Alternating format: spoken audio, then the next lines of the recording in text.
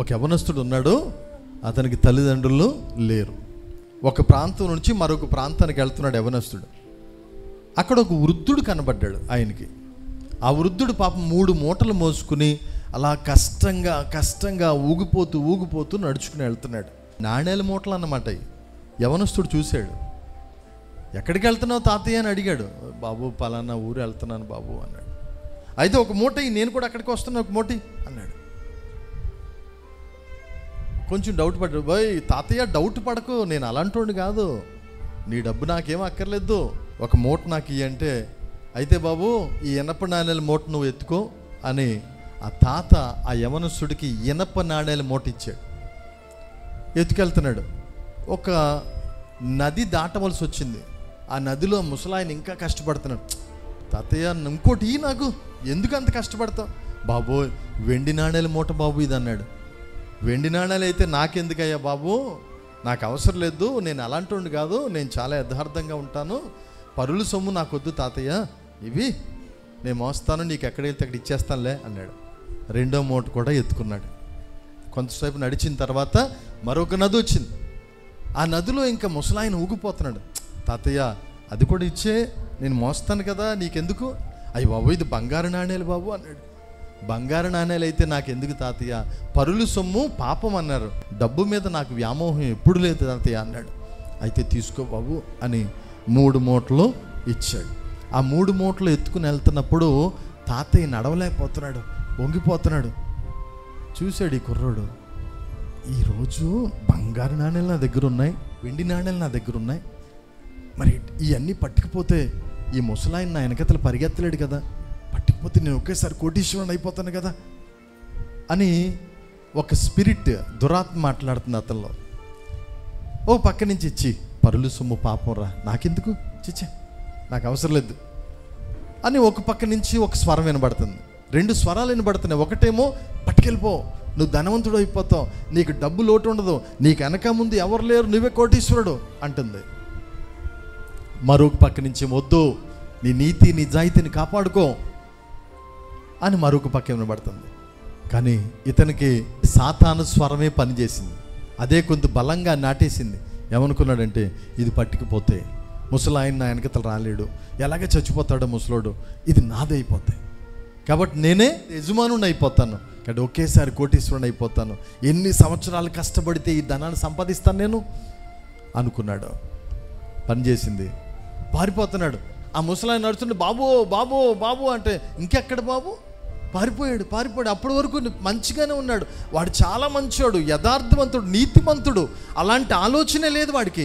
కానీ ఎప్పుడైతే చేతికి అవకాశం వచ్చింది అనుకున్నాడో పారిపోవడం ప్రారంభించాడు. ఇంకెవ్వరు లేరు అనుకున్న తర్వాత ఒక అడవిలోకి వెళ్ళిపోయాడు. అక్కడ ఒక గుహ కనబడింది. ఆ గుహలోకి వెళ్ళాడు.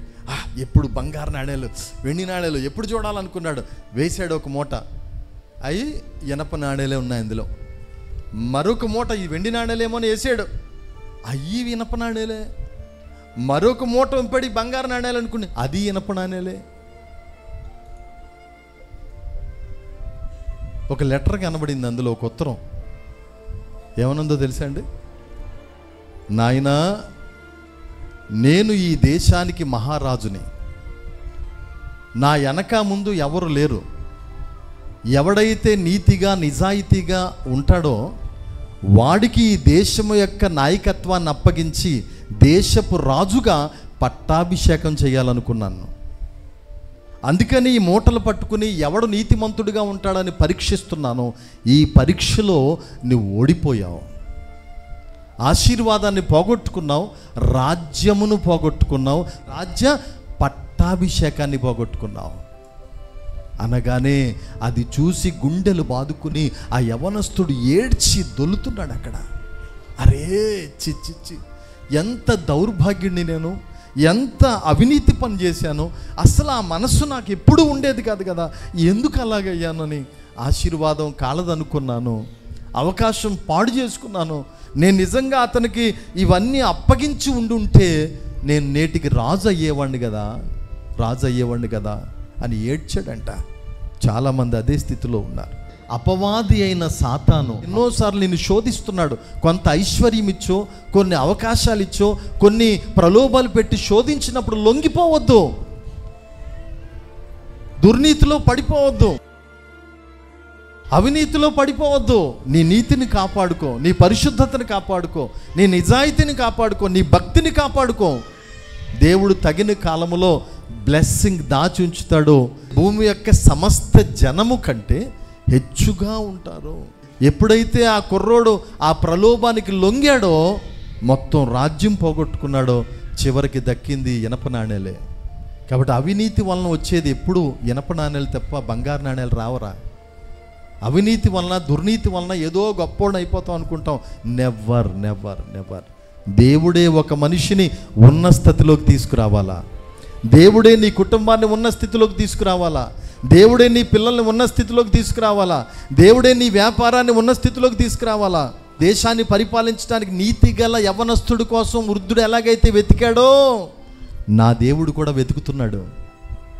నీతిగల యవ్వనస్తుడి కోసం అతన్ని ఆశీర్వదించాలి, నా రాజ్యం మీద పట్టాభిషేకం చేసి రాజ్య బాధ్యతలన్నీ అప్పగించి నేను దేశాంతరం వెళ్ళిపోవాలని వృద్ధుడు ఎలాగైతే నీతి గలవాడి కోసం వెతికాడో, సంఘములో నా దేవుడు వెతుకుతున్నాడు. ఈ రోజున భక్తి కలిగిన వారు ఉన్నారా?